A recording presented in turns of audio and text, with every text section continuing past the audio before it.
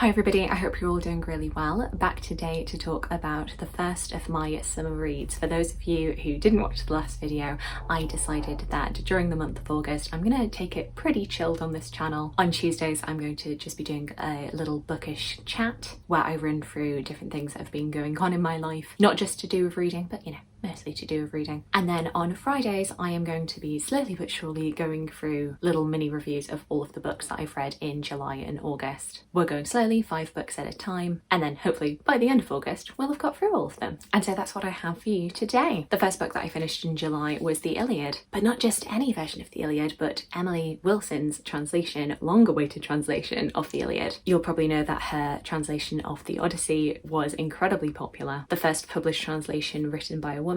I absolutely loved that translation. I really liked how it brought out a lot of the very gendered, violent language within that work. And so I was very much anticipating this book, but I had kind of put it off. It came out, I think, in August, September of last year, and it took me this long to actually read it. I don't know what was going on there, but I decided that, July I have to read it because I knew that the paperback was coming out in August, and I just absolutely refused to let this sit unread before that time. Homer's Iliad, of course, tracking the events of the Trojan War, or more specifically a small amount of time in the Trojan War towards the end of that conflict, which sees Achilles dropping out of the war altogether after he is completely insulted by Agamemnon, and so basically forces the Greeks into an impossible situation where they are losing, and is thinking, what is it going to take for Achilles to be encouraged back into the fray? A lot of death and destruction, a lot of rage, a lot of fraught relationships, and to be honest, I'm kind of struggling. I don't know really what to say about this aside from it's the Iliad. It's good. It's an epic for a reason, and in the interim of like 5 years worth of reading Greek myth retellings, and particularly Trojan War myth retellings, I feel like I have a better appreciation of this story and a lot more of a connection to this than I did the first time that I read this, probably I think in 2019, where it just felt like war, war, war. The emotion and the human connections within this story come across to me a lot stronger than they did back then. Though, still at moments I was finding my brain just reverting back to singing doom,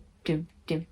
Another one bites the dust, and another Trojan dead, and another Greek dead, another one bites the dust. But I think my main reticence with this, and struggle to recommend this particular translation, is that it just didn't feel quite as unique and stamped by its translator as The Odyssey did. I felt like Emily Wilson brought something really new and fresh to her translation of The Odyssey, whereas this feels like The Iliad translated by Emily Wilson rather than Emily Wilson's Iliad, if that makes any sense. I also don't feel like reading this translation kind of made me differ in my estimation of favour of Homer's works. I still prefer The Odyssey as a reading experience, and it's an interesting one because it's made me realise, I know a lot of people love The Iliad, and I would agree that kind of, if you break down the plot beats of The Iliad versus The Odyssey, then The Iliad is a more compelling story. And I think that's why, to me, it actually works out a lot better when it comes to Greek myth retellings. But in terms of pure enjoyment while reading, for me, The Odyssey will always win out. So yeah, I'm very glad to have read this, but probably I could have just waited for the paperback rather than pouncing on this hardback the second it came out. Always glad to have a translation of The Iliad, but maybe just a tiny bit disappointing to what I hyped up in my mind. Next up we have Anne Boleyn and Elizabeth I,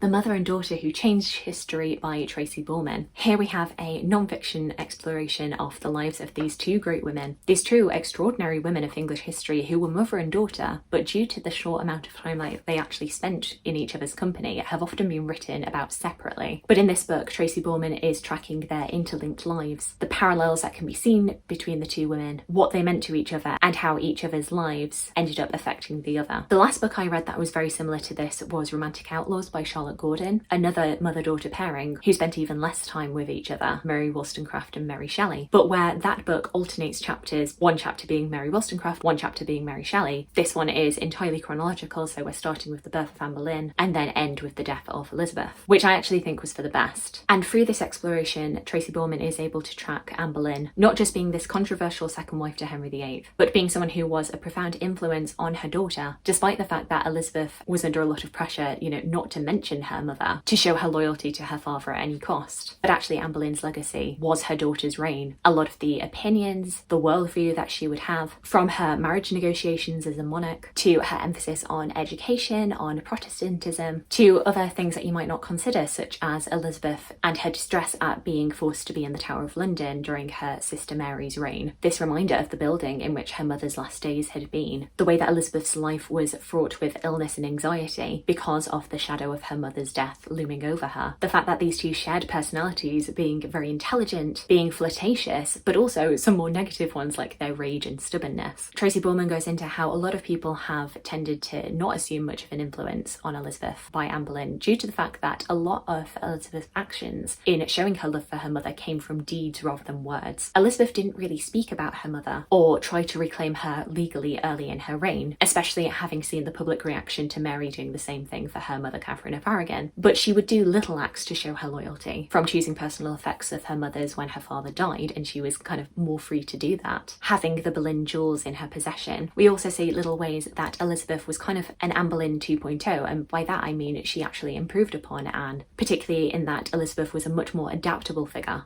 who knew when she needed to keep her head down and be a bit more sensible rather than letting her emotions overrun her. I really enjoyed this. It was a biography of two women, but with that angle, and far from being dry, I actually found myself getting very emotional by the end of it, but maybe that is just me. But it was absolutely fascinating. Then next up we have something very different. We have Not in Love by Ali Hazelwood, the first of our romances for the summer. Ali Hazelwood, of course, a very popular author on YouTube and BookTok, and in this we are following the characters of Rue and Eli. Rue, who works at a food science startup as a biotech engineer who is researching food preservation. She is a fairly contained person. She has very few friends, but the ones that she has she cherishes deeply, and she has very little interest in romantic relationships. However, every few months she will do a planned hookup with contacts that she meets on an app that is kind of, Tinder adjacent. And through doing this, she ends up meeting Eli. They have a bit of a non-starter of a one-night stand, go their separate ways, but the next day she comes into work and discovers that Eli is part of the corporate team who are taking over her company. You expect from this that there will be much more of an enemies to lovers dynamic, but actually what becomes very clear is that Eli is quite smitten. Rue doesn't really know what to do with herself and her feelings towards Eli, and so they are kind of negotiating this secret relationship, definitely something that they want to keep hidden from their work colleagues. This was a very interesting one for Ali Hazelwood. I think it is a bit deeper, a bit darker than her previous books. We are touching on topics such as food insecurity, difficult, often abusive sibling dynamics, particularly in Rue's case as a result of poverty in childhood, or in the case of Eli as a result of familial bereavement. So it is quite unique as far as Ali Hazelwood books go. It's touching on much harder topics than previous. It's also probably the most charged of all of her books, due to the nature of Rue and Eli's relationship,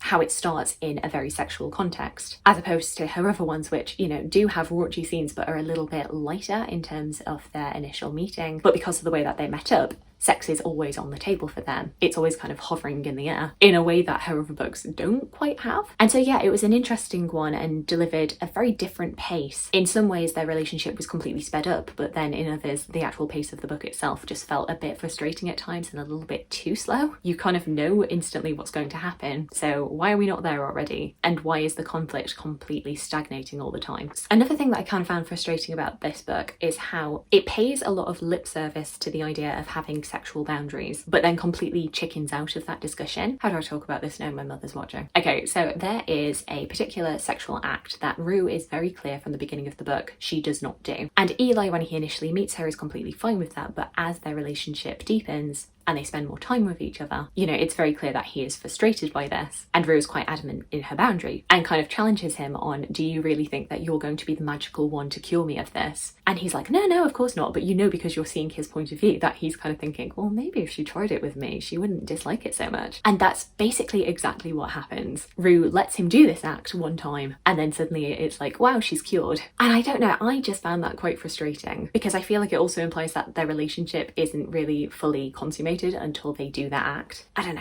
A bit annoying for me. I feel like I'd have respected this book a lot more if they had just really gone with it and been like, you know what, Rue has this boundary that she's not going to cross, and we're not going to cross it because I respect her and her decisions, rather than just this standard trope of she just needs the right guy to convince her. So yeah, while this book still does feel very much Ali Hazelwood, you still have the giant man. We have a tall female protagonist, but he's even taller. We still have, the plot twist villain. We still have all of the snark and banter, but in a lot of ways, I didn't really feel like this was quite my favourite. You could say I was not in love with this book. Then next up, back to the non-fiction, we have Divine Might, Goddesses in Greek Myth by Natalie Haynes. This was a really fantastic fantastic non-fiction, each chapter tackling a different goddess or group of goddesses. We have the Muses, Hera, Aphrodite, Artemis, Demeter, Hestia, Athene and the Furies, basically providing a bit of a classical receptions history, looking at the roles of these goddesses, how they were depicted in mythology, in plays from the ancient time period all the way through to the modern day and pop culture. So for example, right at the beginning of the book we're looking at the Muses, and of course you would be a fool not to think that Disney's Hercules would play a part. We're looking at their strengths, their powers, the complexities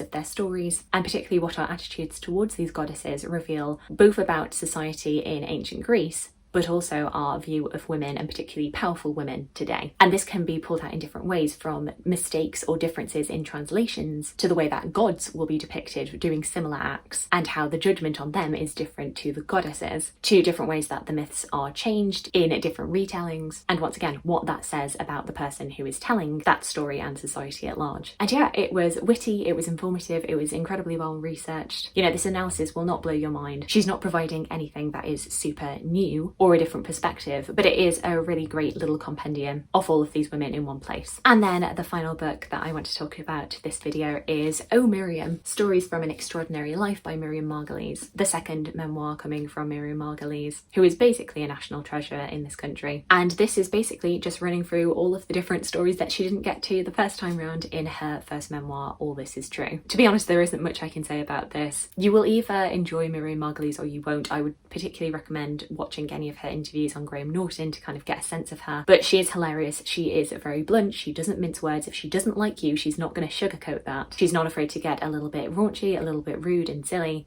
and she is completely unapologetic about all of those things. Basically what I would say for this is that if you loved All This Is True and you wanted to get some more tales from her and spend a bit more time in her brain, then this is the book for you. Though I will say reading that first memoir is not necessary to enjoying this as well. I would also highly recommend consuming this via audio because of course Miriam gets to narrate that herself. She is a fantastic audiobook narrator, not just of her own memoirs but other works as well. And so yeah, if you want to spend some time with Miriam, then I would say definitely go right ahead. So there we go, that is the first instalment of my summer books videos. Please do let me know if you've read any of these yourself and what you thought. Alternatively, please let me know if anything that you read in July and August that you really enjoyed. I would love to hear from you. I hope you're having a fantastic day, and I look forward to talking to you again soon. Thanks. Bye.